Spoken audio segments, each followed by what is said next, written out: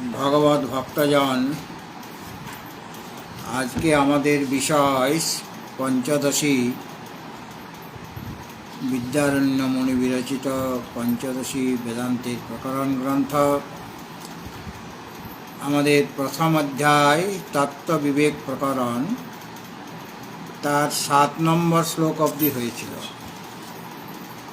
আজকে 8 নম্বর শ্লোক বলা হবে।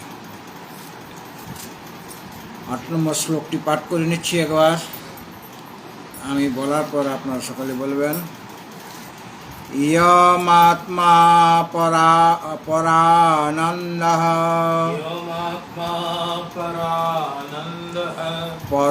পরা প্রেমাস্পদং যতঃ ইয়মাত্মা পরানন্দঃ পর প্রেমাস্পদং যতঃ মান ভুবং হি ভূয়াসাম ইতি প্রেমাত্মনীক্ষতে মান ভুবং হি ভূয়াসাম ইতি প্রেমাত্মনীক্ষতে।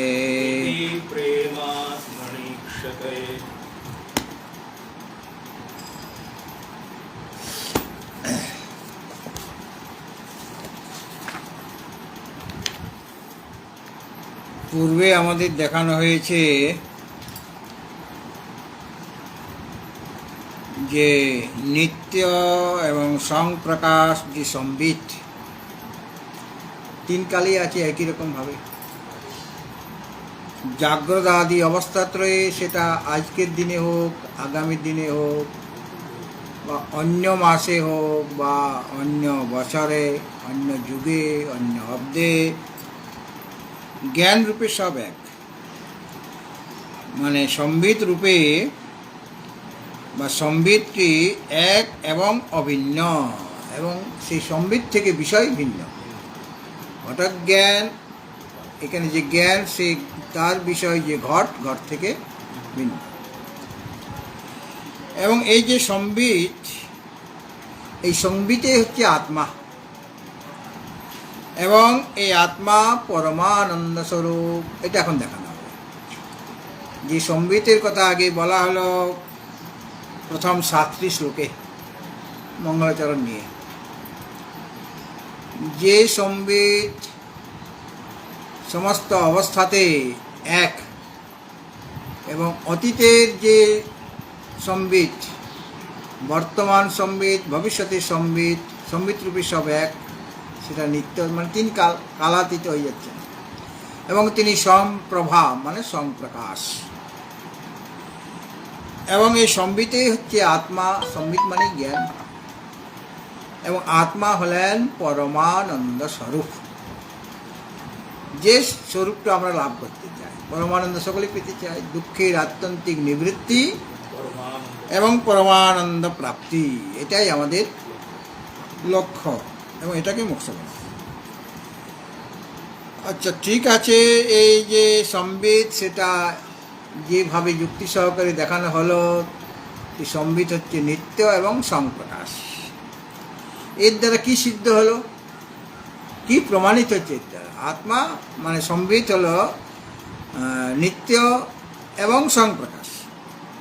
এর দ্বারা আমাদের কি প্রয়োজন সিদ্ধ হবে, আমার লাভটা কি হবে? এর কারণটা দেখাচ্ছেন যে কি সিদ্ধ হলো এর দ্বারা। সম্বিতকে আমরা এর আগে কয়েকটি শ্লোকে নিত্য এবং সংপ্রকাশ এটা দেখিয়েছি। এর দ্বারা কি সিদ্ধ হলো, কি প্রয়োজন সাধিত হবে, তার হেতুটি বলছেন এই শ্লোকটিতে।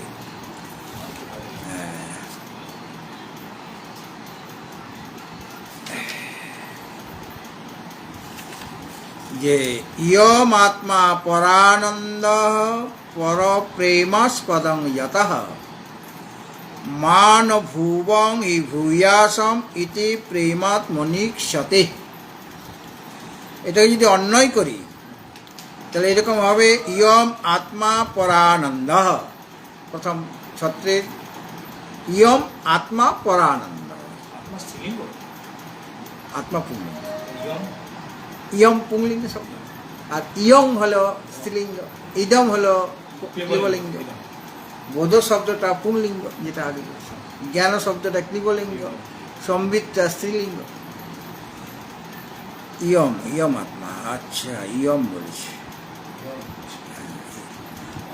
অয়ম বলেনি, ইয়ম বলেছি। ইয়মটা স্ত্রীলিঙ্গ, কিন্তু আত্মা শব্দ তো পুংলিঙ্গ। ইয়ম আত্মা, আচ্ছা ইয়ম মানে সম্বিত, আত্মার বিশেষণ না, আত্মাকে বোঝাতে হচ্ছে সম্বিত। ইয়ম মানে সম্বিত, যে সম্বিতের কথা আগে বলা হয়েছে সেই সম্বিতটা স্ত্রীলিঙ্গ। হ্যাঁ, এই জন্য ইয়ম বলা, আত্মার জন্য বলা হয়নি। ইয়ম আত্মা পরানন্দ, ইয়ম মানে এই যে সম্বিত, সেটা আমি পরে বলছি। ইয়ম আত্মা পরানন্দ মানে সম্বিতে, এই যে সম্বিত সেটা হচ্ছে আত্মা এবং পরানন্দ। হেতু কি? যত পর প্রেমাস্পদম, এটা হলো হেতু। পর্বত বন্যিমান, কারণ হেতু কি? ধূমা। আর দৃষ্টান্ত কি? মহানসা। তো এটা হলো ইয়ম আত্মা পর, ইয়ম মানে এই যে সম্বিত, সেটা হচ্ছে আত্মা এবং পরানন্দ। পরানন্দ মানে পরমানন্দ। হেতু দিল যত পর প্রেমাস্পদম, এটা হলো হেতু। হি, এখানে পরে আছে হি, মানে ওখানে যত পর প্রেমাস্পদম, এটা হলো হেতু। হি মানে এখানে মান ভুবং হি, হি শব্দ আছে। হি মানে যত, যেহেতু। আত্মনি মা ভুবং ন, ওটা হি আত্মনি, এই যে প্রেমাত্মনিতে আত্মনি শব্দ আছে, প্রেমাত্মনি যোগ ইক্ষতে, সন্ধি বিচ্ছেদ করলে হবে প্রেমাত্মনি যোগ ইক্ষতে। তো আত্মনি, হ্যাঁ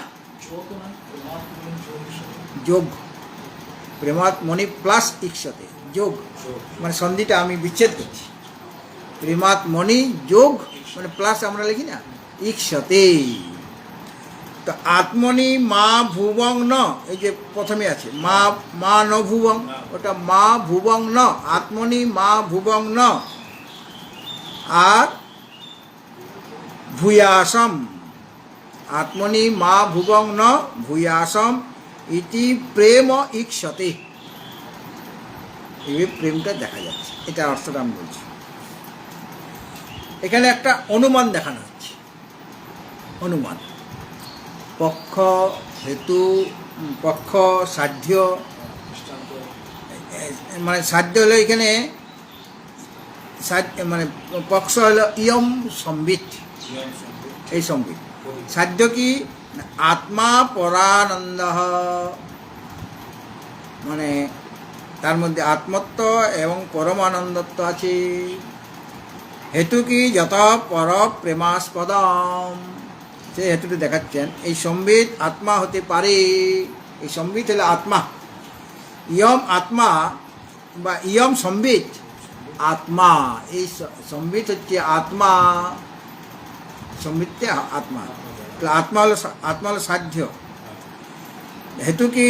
যেহেতু না, শুনো, যেহেতু এটা নিত্য এবং উৎপত্তি বিনাশ রহিত, জন্মহীন হয়ে সব প্রকাশ, সম্প্রকাশ। যেহেতু এটা নিত্য, মানে এই সম্বিত আত্মা, এই সম্বিত হচ্ছে আত্মা। হেতু কি? যেহেতু, মানে হেতুটা দিচ্ছেন, এই সম্বিত হচ্ছে নিত্য। নিত্য মানে যার উৎপত্তি বিনাশ নেই। উৎপত্তি বিনাশ হীনতা হেতু জন্মহীন, তাহলে অজ হয়ে গেল। এবং সংপ্রকাশ, এটা তো হেতু, এটা হলো হেতু। আচ্ছা, ইয়ম আত্মা,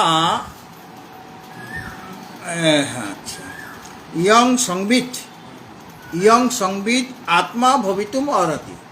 ইয়ং সংবিত হলো পক্ষ, যেমন পর্বত হলো পক্ষ। আর সাধ্যটা কি? না, ইয়ং সংবিত আত্মা ভবিতুম অর্থে, সেটা হলো আত্মা, সম্বিতে হলো আত্মা, এটা হেতু। নিত্যত্বে শুধু এটা নিত্য হয়ে সপ্রকাশত্বাচ্চ, এটা সংপ্রকাশ, এটা নিত্যত্বের সতি সপ্রকাশত্ব, নিত্য মানে জন্ম মৃত্যু রহিত, এবং এটা সপ্রকাশ, হ্যাঁ, সপ্রকাশত্ব, এবং যেটা আত্মা নয়, মানে ব্যতিরেক ইয়ে দেখাচ্ছে, যেটা আত্মা নয় তা এরকম নিত্য হয়ে সংপ্রকাশ হতে পারে না। ব্যতিরেক দেখাচ্ছে, যেটা আত্মা নয় এইরূপ, মানে আত্মা নয় সেটা নিত্য এবং সংপ্রকাশ নয়।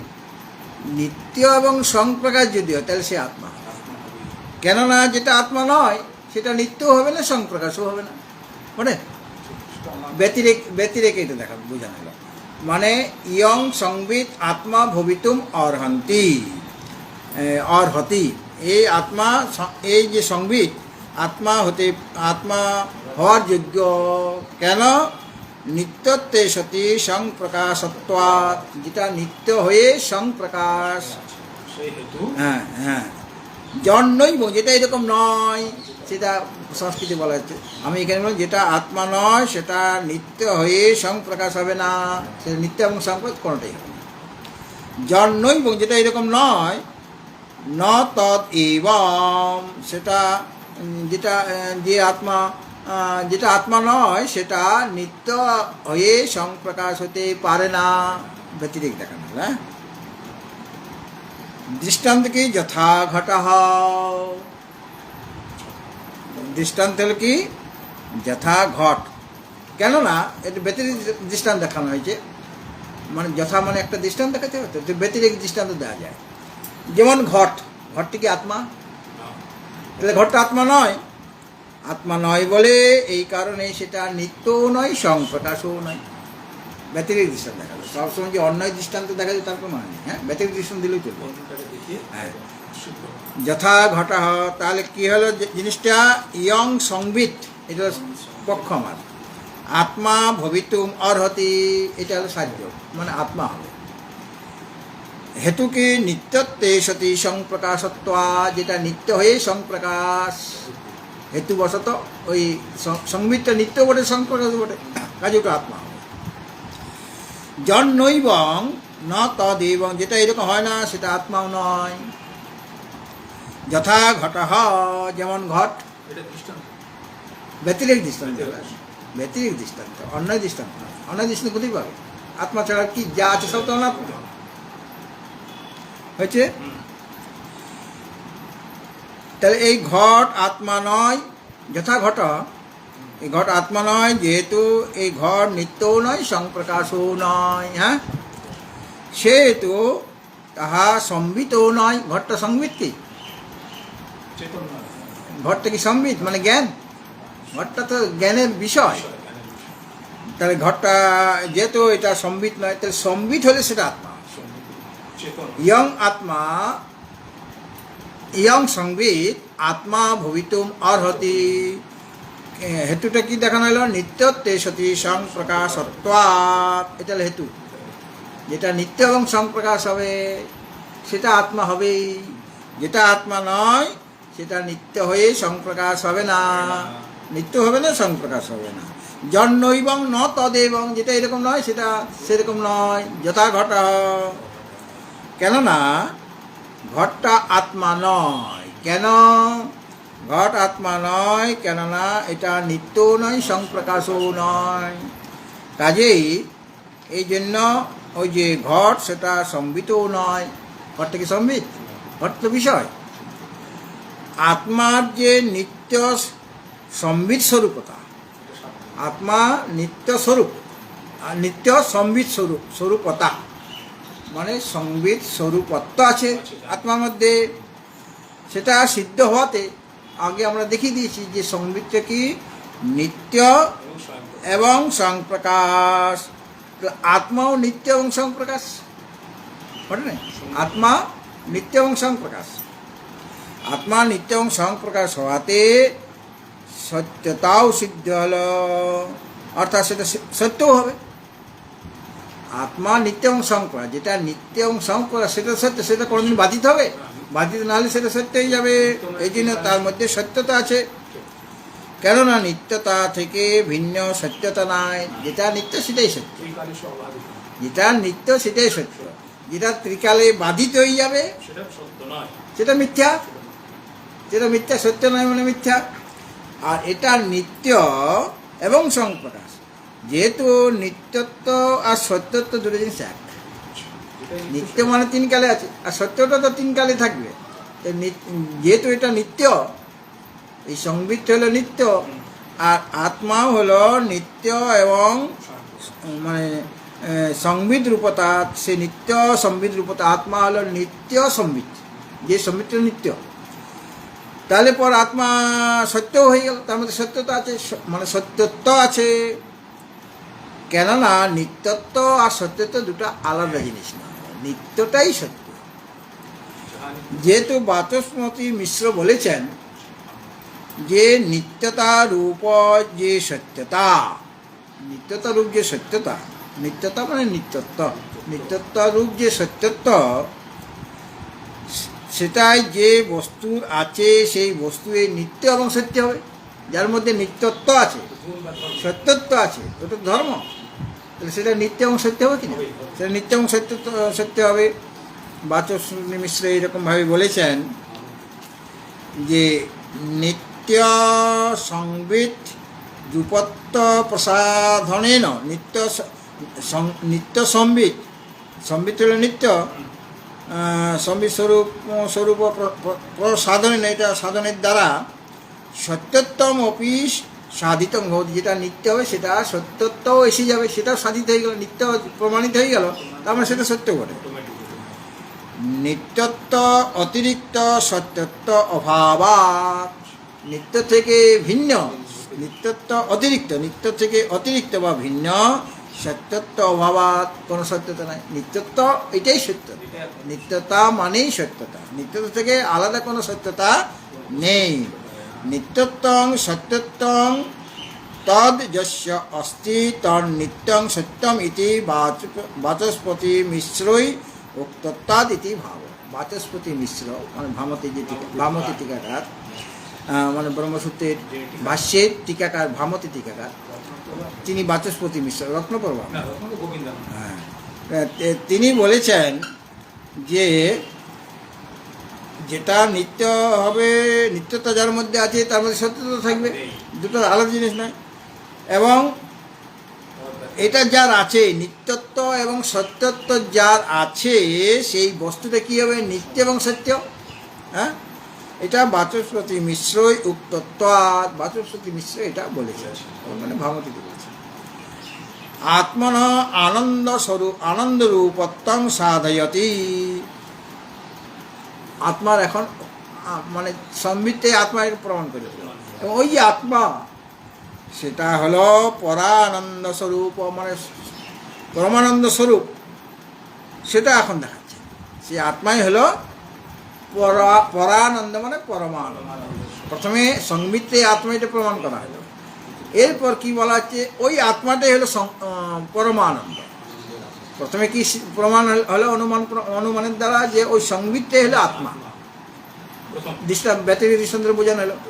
এরপরে দেখানো হচ্ছে ওই যে আত্মা, এই আত্মাই হলো আনন্দ স্বরূপ, মানে আত্মন আনন্দ রূপত্ব। এখন আত্মার যে আনন্দ রূপত্ব বা আনন্দ রূপতা আছে, এটা সাধয়তি, এখন এটা সাধন করছে, মানে প্রমাণ করছে। কি বলে? পরানন্দ বলে। হ্যাঁ, এই যে না পরানন্দ, ইয়ম আত্মা পরানন্দ, এই যে পরানন্দ বলা হয়েছে, পরানন্দ বলা হয়েছে তো, পরানন্দ মানেই পরমানন্দ, অর্থাৎ আত্মা যে পরমানন্দ স্বরূপ, এটা এখন সাধন করা হচ্ছে, মানে প্রমাণ করা হচ্ছে। কি বলে না, আত্মা ইতি অনুসজ্জতি, মানে পরানন্দ মানে আত্মা পরানন্দ, মানে আগে দেখানো হলো ইয়ম সংবিত আত্মা, তারপরে আত্মা পরমানন্দ, এই আত্মাটা যোগ করা যাবে না ওখানে। ইয়ম আত্মা মানে কি? ইয়ম সংবিত আত্মা ভবিতুম অর্হতে, তো ওখানে শেষ হয়ে গেল।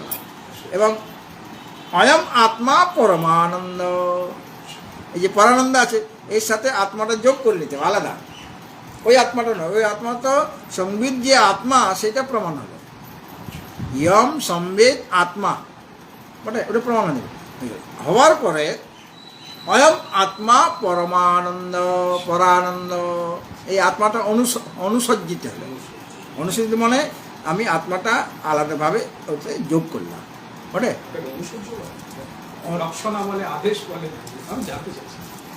না, এটাকে বলে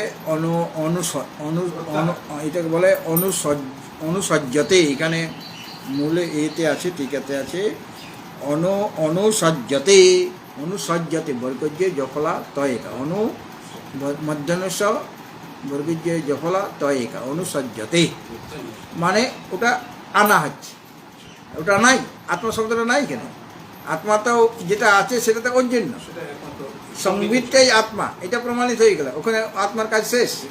তারপরে অয়ম আত্মা এই অংশটা আমি যোগ করছি, অয়ম আত্মা পরানন্দ মানে একটা বাক্য করতে হবে, অয়ম আত্মা পরানন্দ। তাহলে অয়ম আত্মাটা যোগ করলাম আমি, বা আত্মা শব্দ যোগ করলে অয়মটা এসে যায়, অয়ম আত্মা পরানন্দ। হ্যাঁ, এইখানে আত্মাটা অনুসজ্জিত হলো। অনুসজ্জ মানে মানে ওটা অনুকর্ষণও বলে, অনুকর্ষণ মানে আমি সংযোজন করলাম। সংযোজন না করলে বাক্যটা আমার পুরো হচ্ছে না, বাক্যটা সম্পূর্ণ হচ্ছে না, কেন ওই যে আত্মা শব্দ যেটা আছে বর্তমানে সেটা তো ওই সংবিতেই আত্মাটা প্রমাণ করার জন্য। তারপরে অয়ম আত্মা পরানন্দ, এটা একটা আলাদা বাক্য হয়ে গেল। এই আত্মা হচ্ছে পরমানন্দ।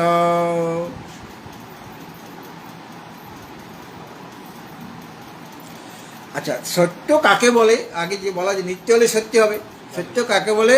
না ত্রিকালা বাধ্যত্বং সত্যত্বম, যে তিন কালে বাধিত হয় না সেটা সত্য। আর নিত্য মানে কি? তিন কালে, সংবিতটা তো নিত্য, তিন কালে আছে, কাজে সেটাই সত্য হবে। আর প্রমিতি বিষয়ত্বং বা আরেকটা লক্ষণ দেখানো। প্রথম লক্ষণ হলো সত্যত্বে, ত্রিকালা বাধ্যত্বং সত্যত্বম, তিন কালে যেটা বাধিত হয় না, ত্রিকালা বাধ্যত্ব মানে অবাধ্যত্ব, তিন কালে অবাধিত যেটা সেটা হলো সত্য। ত্রিকাল অবাধ্যত্বং, হ্যাঁ সেটা তো অন্য বাক্য আমি বলতে পারি, আমি বাক্যটা বড় করবো কেন? এটা তো সমাসবদ্ধ পদ, ত্রিকালে অবাধ্যত্বং, ত্রিকালে।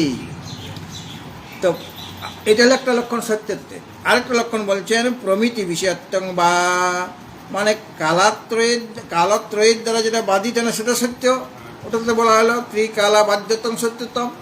আরেকটা লক্ষণ বলা হচ্ছে প্রমিতি বিষয়ত্বং বা, অথবা যেটা প্রমা জ্ঞানের বিষয় সেটা সত্য। প্রমাদ জ্ঞান মানে যথার্থ জ্ঞান, যথার্থ জ্ঞানের যেটা বিষয় সেটা সত্য।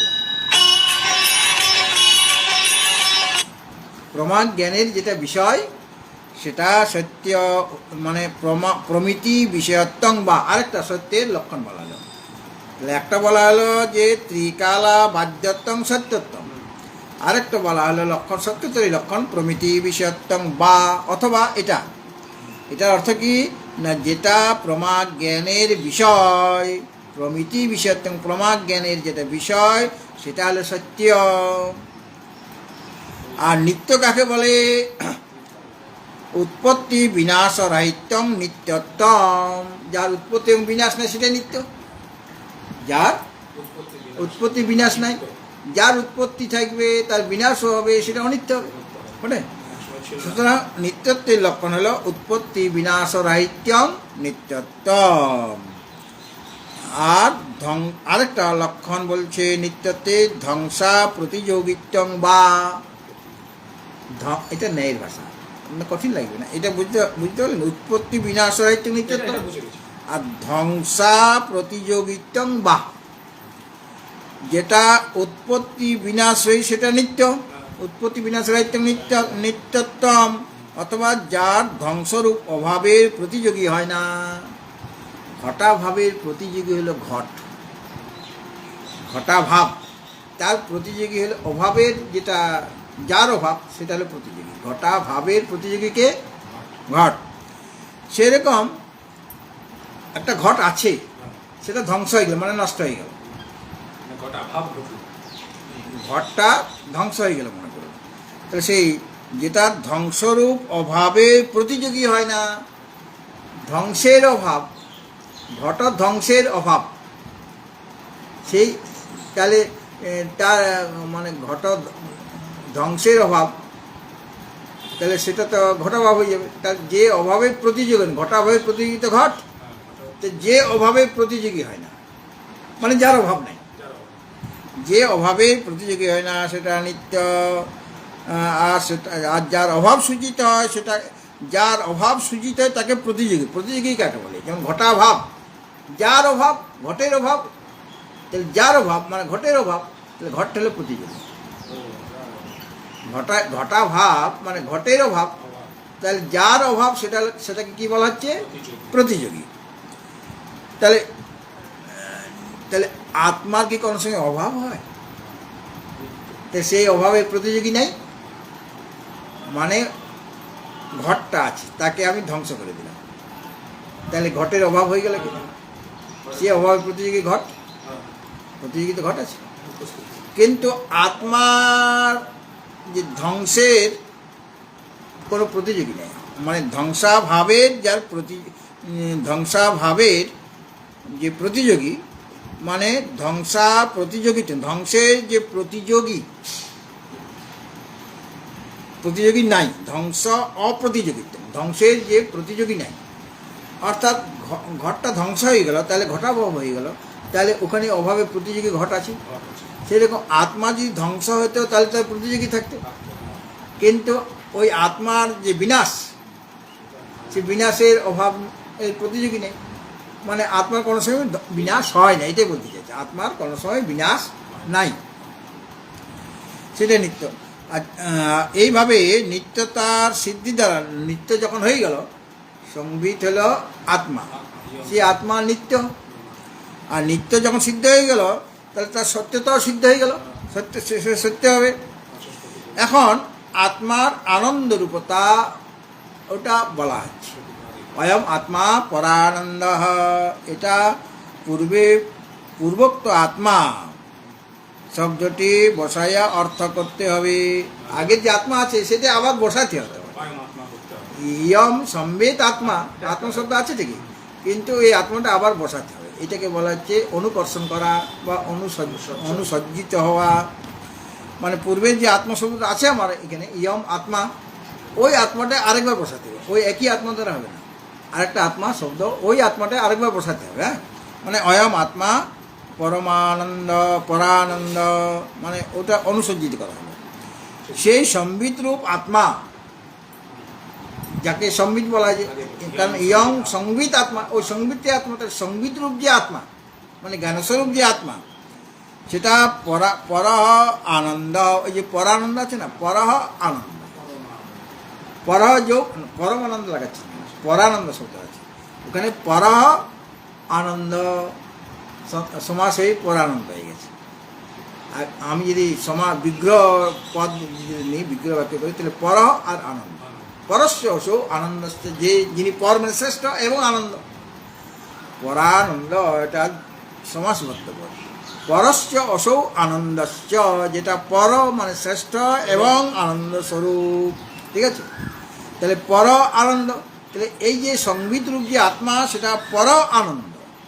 পরানন্দ যখন, তখন কোনো বিসর্গ নাই, তখন পর যোগ আনন্দ, কেননা সমাস করলে পরে বিভক্তিগুলি লোকপ্রিয় হয়। তাহলে এই পরস্য অসৌ আনন্দ, যেটা পর সেটাই আনন্দ। তাহলে এটা এই সমৃদ্ধ আত্মা হল পর আনন্দ, মানে নিরতিশয় সুখস্বরূপ। আনন্দটা কীরকম? শ্রেষ্ঠ, মানে আমাদের যে জাগতিক আনন্দ, সেটার অতিশয় আছে। আপনার আনন্দ আমার আনন্দের মধ্যে তফাৎ আছে। আপনার যেটুকু আনন্দ তার চেয়ে আমার বেশি হতে পারে, কম হতে পারে। তাহলে জাগতিক আনন্দের মধ্যে কম বেশি হয়। জাগতিক আনন্দের মধ্যে আপনিও একই জিনিস খেলেন, আমিও একই জিনিস খেলাম, আপনার আনন্দ একরকম হবে, আমার আনন্দ আরেক রকম হবে। আপনার তৃপ্তিটা একরকম, আমার তৃপ্তিটা আরেক রকম, হয় কি না? তাহলে সেখানে সেই আনন্দটা সাতিশয়। কিন্তু যেটা নিরতিশয় আনন্দ, পর আনন্দ, পর মানে শ্রেষ্ঠ মানে নিরতিশয়, সেখানে কম বেশি নাই। ব্রহ্মানন্দ যখন আপনার অনুভব হবে, তখন আপনার যতখানি আনন্দ আমার ততখানি আনন্দ, ওটা নিরতিশয় আনন্দ বলে, সেখানে কম বেশি নেই, সেখানে তারতম্য নাই, তারতম্য নাই। কিন্তু এখানে তারতম্য হয়ে যাবে, জাগতিক আনন্দের মধ্যে তারতম্য হবে কিনা।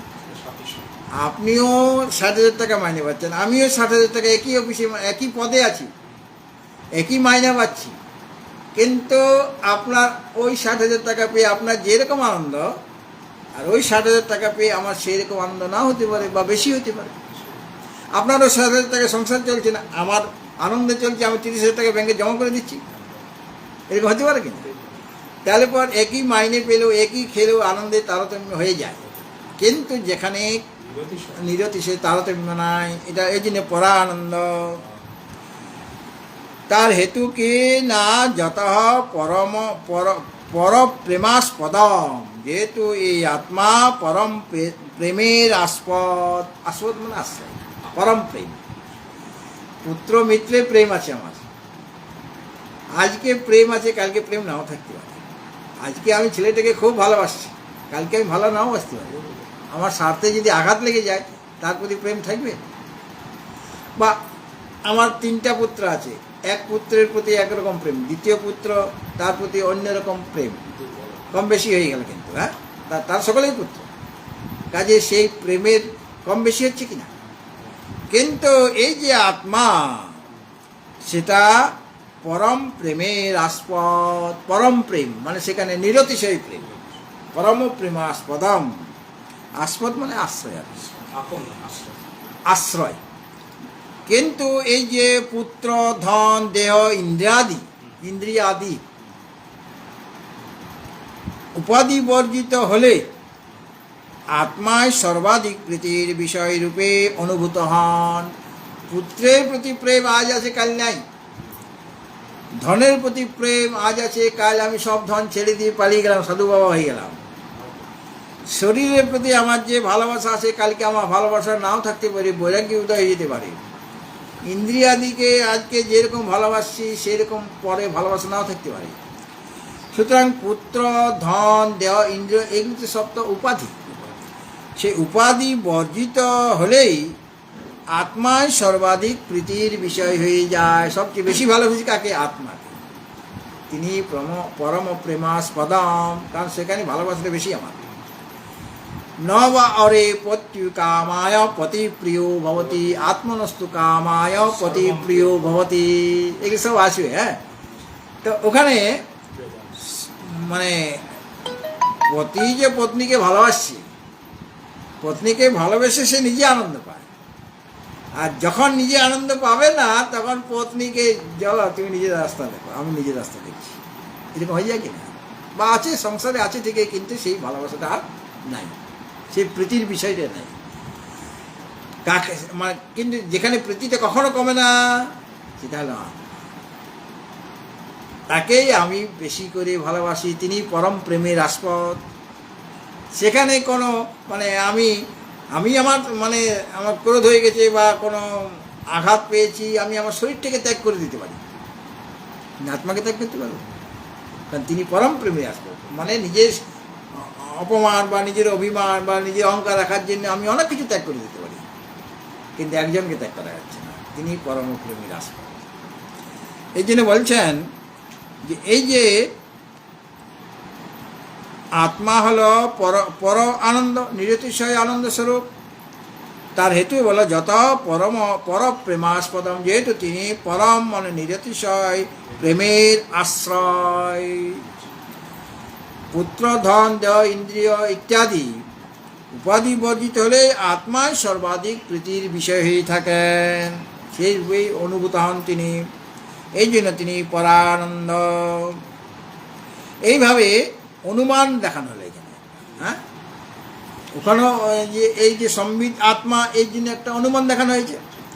আর এই আত্মা যে পরানন্দ, সেখানেও একটা অনুমান দেখানো হচ্ছে। কিরকম অনুমান? যত যস্মাৎ কারণাৎ পরস্য মানে নিরুপাধিকত্বেন নিরতিশয়স্য প্রেম্ন স্নেহস্য আস্পদম বিষয়, অর্থাৎ ওই যে শরীর ইন্দ্রিয় পুত্র মিত্র শরীর ইন্দ্রিয় উপাধি বর্জিত যখন হয়ে যাবে তখনই আত্মা পরম যে প্রেমাস্পদ পরম প্রীতির বিষয় সেটা বোঝা যায়। যত যস্মাৎ কারণাৎ পরস্য নিরুপাধিকত্বেন নিয়তিশস্য প্রেম্ন স্নেহস্য আস্পদম বিষয় হলো আত্মা। পরম প্রেমের আশ্রয় বা বিষয় হলো কে? আত্মা। ওই যে শরীর মানে পুত্র মিত্র শরীর দেহ এগুলো উপাধি বর্জিত হলেই আত্মা পরানো, তার আগে আত্মার মধ্যে না কোনো দুঃখ আছে উপাধির বশত। অত্র ইদম অনুমানম, এখন অনুমানটা দেখানো হচ্ছে যে আত্মা যে পরানন্দ, এটা এই বিষয়ে অনুমান দেখানো হচ্ছে। হ্যাঁ, যুক্তি না দেখালে কোনো কাজ হবে না। অনুভবও চাই, শ্রুতি যুক্তি আর অনুভব তিনটে আমার লাগে, তবে গিয়ে সেটা মানে দিলে হবে।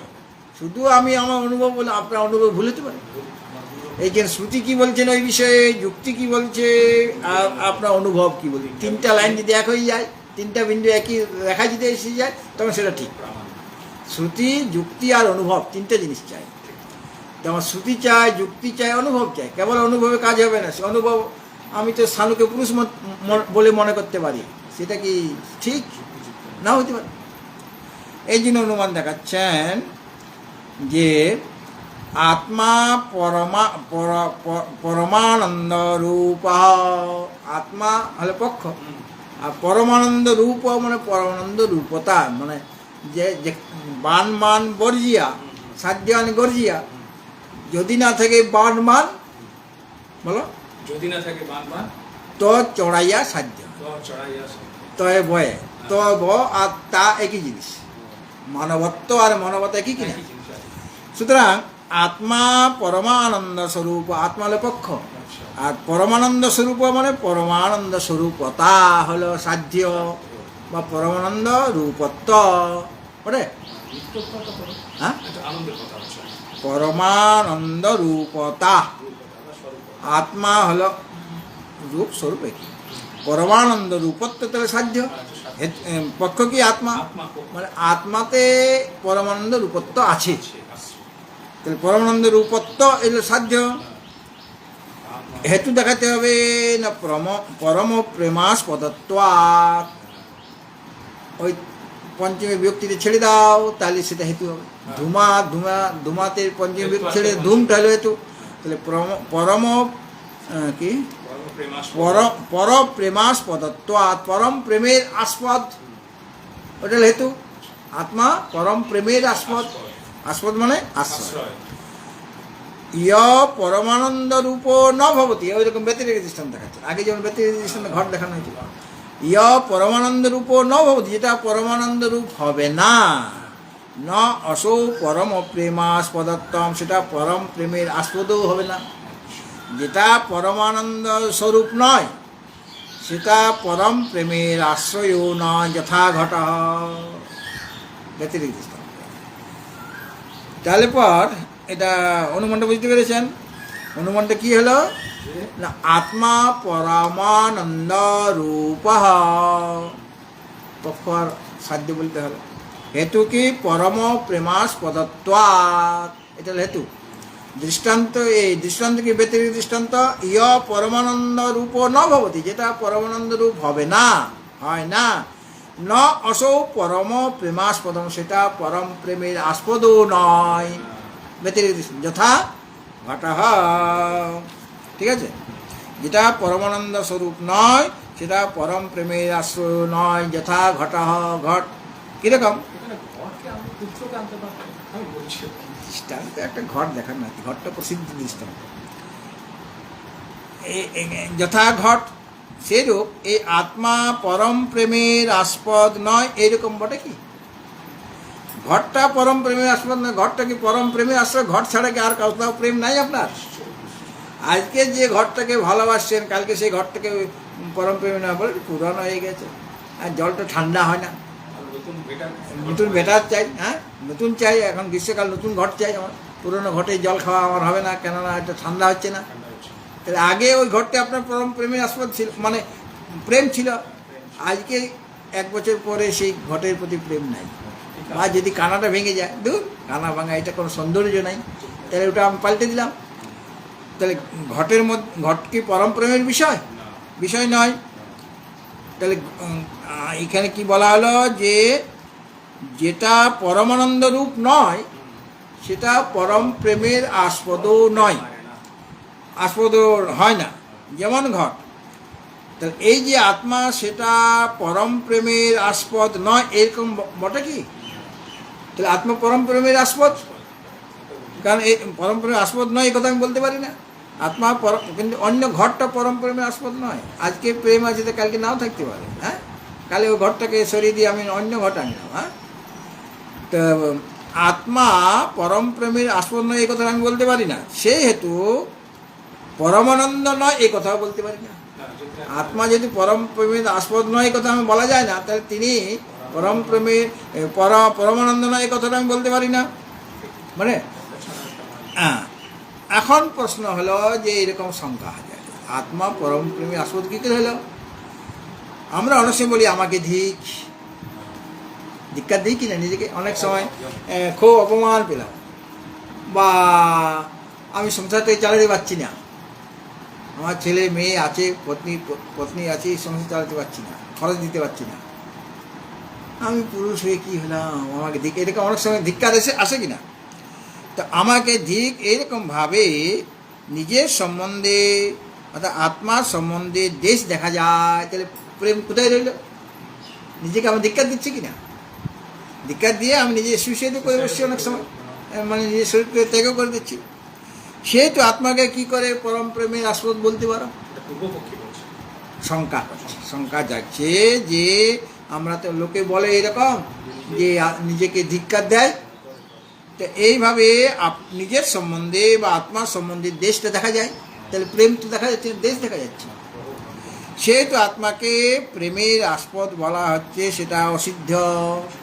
পরম প্রেমের আস্পদ দূরের কথা, সে প্রেমেরই আশ্রয় না, সে অসিদ্ধ। আত্মার কেননা আত্মা কি প্রকারে পরম প্রেমেরই আস্পদ নয় আত্মা, কারণ দেশ দেখা যাচ্ছে, তাহলে কী করে পরম প্রেমের আস্পদ হতে পারে? এটা শঙ্কা। এই শঙ্কা এখানে টিকাকার, রামকৃষ্ণ টিকাকার, তিনি বলছেন এইরকম বলেছেন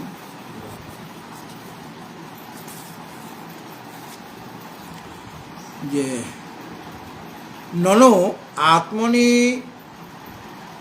ধিক আত্মনি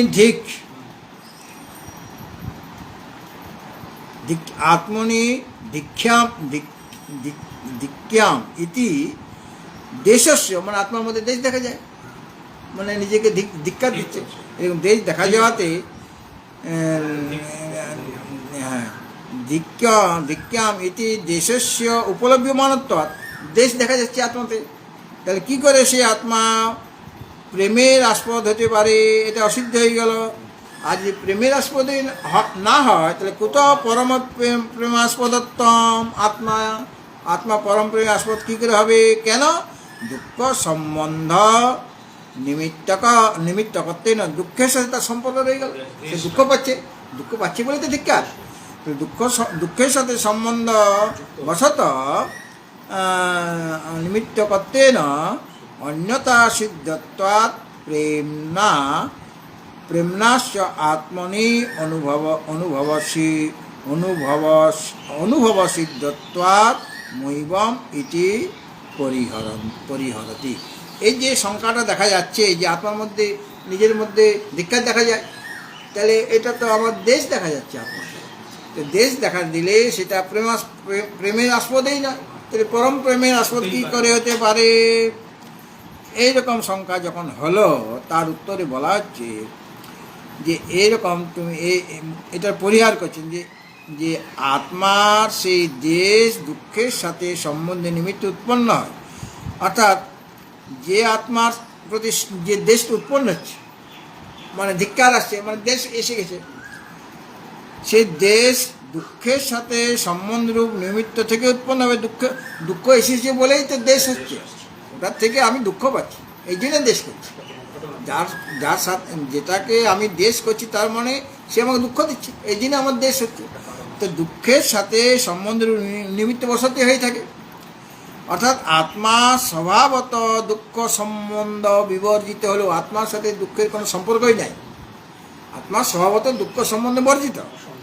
তাহলে দুঃখ সম্বন্ধ যুক্ত, দুঃখের সাথে সম্বন্ধ কার আছে? দেহের আছে, ইন্দ্রিয়ের আছে, মনের আছে, ওদের সাথে সম্পর্ক আছে। আত্মার সাথে দুঃখের কোনো সম্পর্কই নেই, কারণ আত্মা হলো দুঃখ সম্বন্ধ বিবর্জিত। তো দুঃখ সম্বন্ধযুক্ত কে?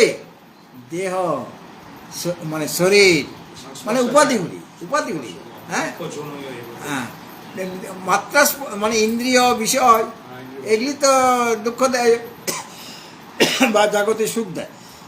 তাহলে দেহাদি উপাধির যোগে আত্মা দুঃখ সম্বন্ধ প্রতীত হয়। দুঃখের সম্বন্ধটা প্রতীতি যে হচ্ছে সেটা কার জন্য? উপাধির সাথে সম্পর্ক থাকার জন্য। দেহের সাথে সম্পর্ক হয়ে গেলে তখন সে দুঃখ দেবে। আত্মার সাথে দুঃখের কোনো সম্পর্কই নেই, কাজে আত্মা দেশও নয় কোনো সময়। সেই দুঃখ হেতু দেহাদি যে উপাধি, সেই উপাধিই দেশের বিষয় হয়, আত্মা দেশের বিষয় নয়। শরীরটার মধ্যে প্রেম থাকে, সেটা শরীরটা দেশ হয়ে গেল।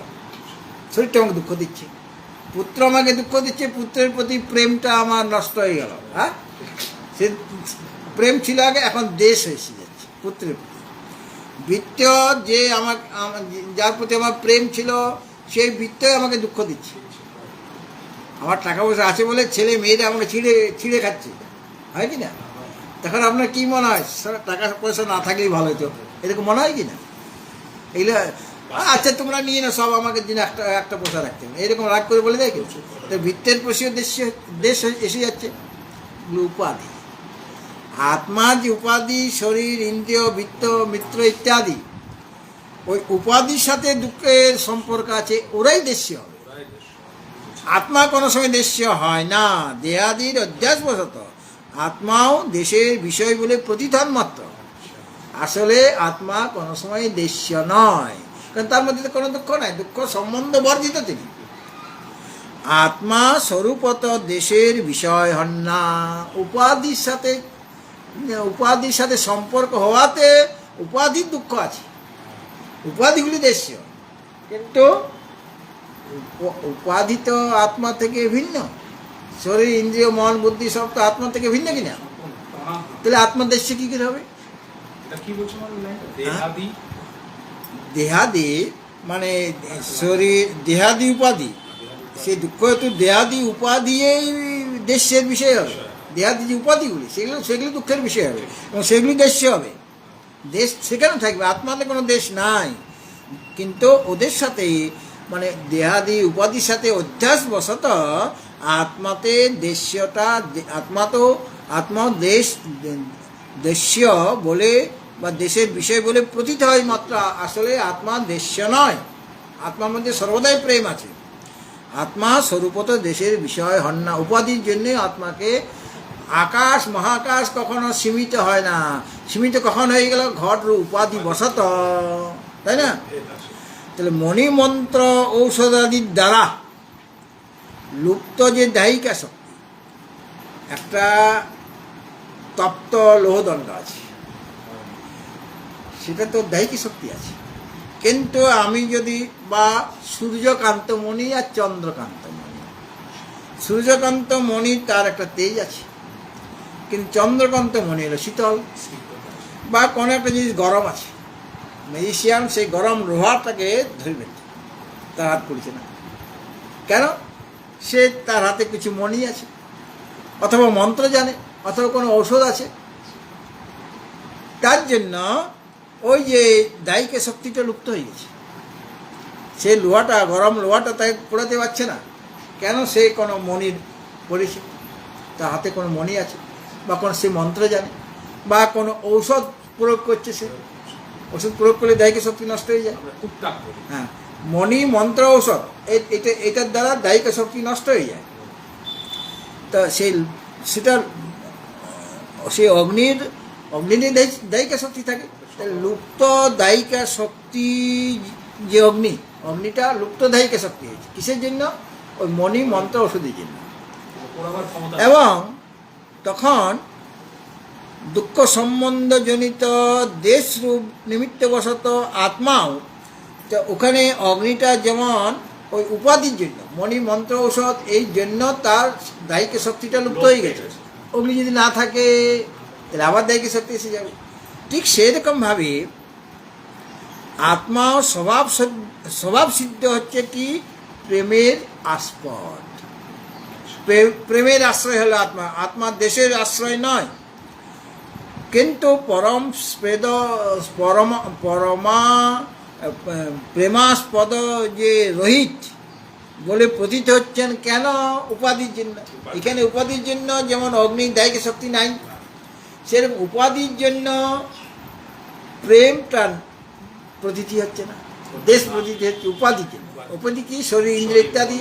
সেই উপাধির জন্য তার যে প্রেম, যেমন লোহার এই অগ্নির যে দায়িকা শক্তি সেটা উপাধির জন্য, মানে মণি মন্ত্র ঔষধের জন্য তার দায়িকা শক্তিটা নষ্ট হয়ে গেছে তখনকার জন্য। কিন্তু তার মানে এই নয় যে অগ্নি কোনো সময় গরম হবে না। ওই উপাধি যদি দূর হয়ে যায় তাহলে আবার গরম লাগবে।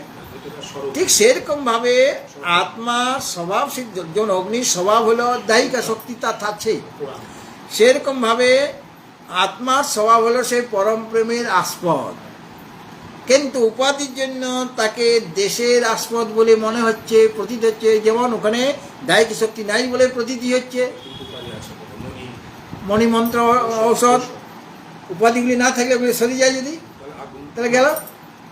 হ্যাঁ, তাহলে গেল। এই যে এক রকমের অঘোরী আছে, সে আপনার 14 পুরুষ বলে দেবে আপনার কৃষি কল্যাণ হবে, কি ভালো হবে, আপনি কোথাকার, কি পাস, আপনি কোথায় চাকরি করতেন, এখন কি অবস্থা, সব বলে দিচ্ছে।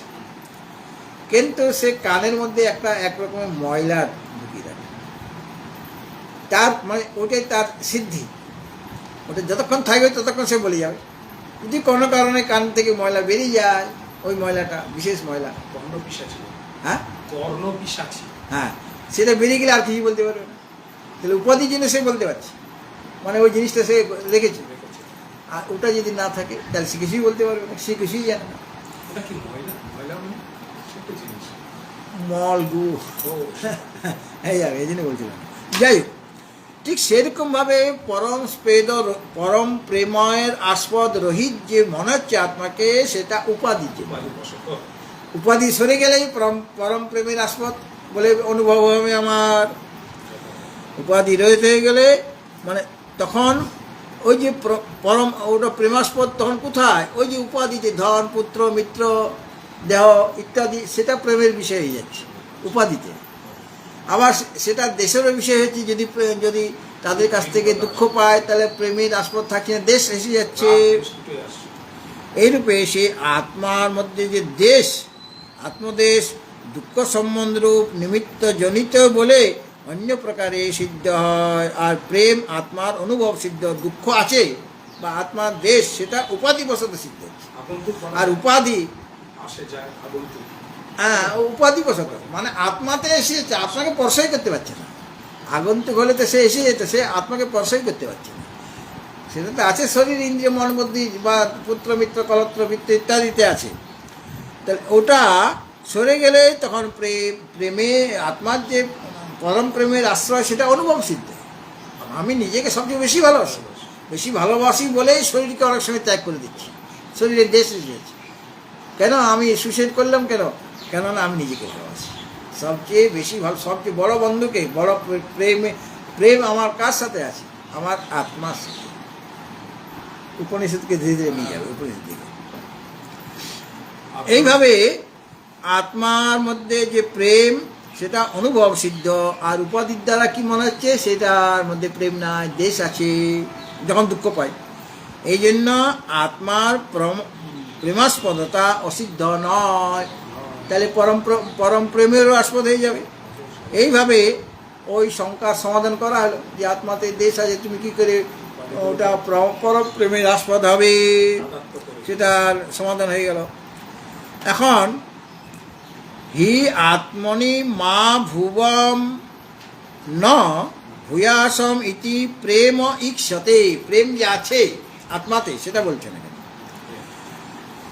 মানে হি মানে যেহেতু ওই যে হি আত্মনি মা ভুবম ন ভূয়াসম ইতি প্রেম ইক্ষতে, আত্মনিটা আমি আগে বললাম, হি মানে ওই যে হি আছে না, মা ন ভুবম হি, হি আত্মনি, তাহলে প্রেমাত্মনিতে প্রেম যোগ আত্মনি, আত্মনিটা আগে নিলাম। হি আত্মনি মা ভুবং ন ভূয়াসম ইতি প্রেম ইক্ষতে, এটা হলো অন্যায়। যেহেতু হি মানে যেহেতু জনসাধারণে আত্মনি মানে আত্মবিষয়ে, আত্মাতে বা আত্মবিষয়ে মা ভুবম ন আমি যেন কোনো কালে না থাকি, এরকম কেউ বলে আমি মরে যাবো, মা মা মানে না আর কি, মা ভুবম, ভুবম মানে অভুবম, মা থাকলে পর ওই অটা হয় না, অভুবম, মা ভুবম ন মানে আমি যেন কোনো কালে না থাকি, এই আকারের হয় কি যে কোনো কালে আমার অনস্তিত্ব যেন না ঘটে, বরং আমি কোনো কালে না থাকি এই কথা কেউ বলে না, কিন্তু কি বলে ভূয়াসম আমি যেন সব কালে থাকি, মা ন ভুবম, হ্যাঁ আত্মনি মা ভুবম মানে আত্মবিষয়ে কথা বলে না যে আমি যেন কোনো কালে না থাকি, মা ভুবম ন, মা মানে না, অভুবম ন আমি কোনো কালে না থাকি, আমি কোনো কালে না থাকি এইরকম বলে কি কেউ, এরকম মা মানে এরকম কেউ বলে না, বলে কি লোকে এরকম বলে কোথাও জনসাধারণ, হ্যাঁ আত্মহত্যা করছে সে কি কারণে, ওই যে শরীরটাকে ভালোবাসে, কিন্তু শরীরটা এখন দুঃখ দিচ্ছে এই জন্য সুইসাইড করছে, কিন্তু নিজেকে ভালোবাসে, কিন্তু সেও চায় না আমি মারা যাই। যখন সে সুইসাইড করছে গলায় দড়ি দিয়ে দিস তখন সে বাঁচতে চায়, সে তো ভুলবশত করছে। তাহলে যেহেতু আত্মবিষয়ে মা ভুবম ন অর্থাৎ আমি কোনো কালে না থাকি এইরকম কেউ বলে না, অর্থাৎ কোনো কালে আমার অনিশ্চিত যেন না ঘটে, অস্তিত্ব যেন থাকে, ভূয়াসম এব কিন্তু চিরদিনেই আমার অস্তিত্ব যেন থাকে, আমার অনস্তিত্ব যেন না ঘটে এরকম কেউ বলে না, আমার অস্তিত্ব না থাকুক এরকম কেউ বলে না, বরং কি চায় ভূয়াসম এব যেন চিরদিনেই আমার অস্তিত্ব থাকে, যেন না মরি, কেউ মরতে চায় না। এইরকমভাবে আত্মাতে প্রেম ও আত্মনি ইক্ষতে, আত্মাতে আত্মবিষয়ে প্রেম যে আছে এটা ইক্ষতে মানে অনুভব হয়, ইক্ষতে এই হেতু আত্মা যে প্রেমের বিষয় এটা অসিদ্ধ নয়, কাজে পরম প্রেমেরও বিষয় হবে, এটাই হলো অভিপ্রায়, মানে এই শ্লোকের তাৎপর্য। মানে আগে জ্ঞান বলে এখন আত্মার দিকে নিয়ে আসি, আরেক শ্লোকটা আমরা বলিনি।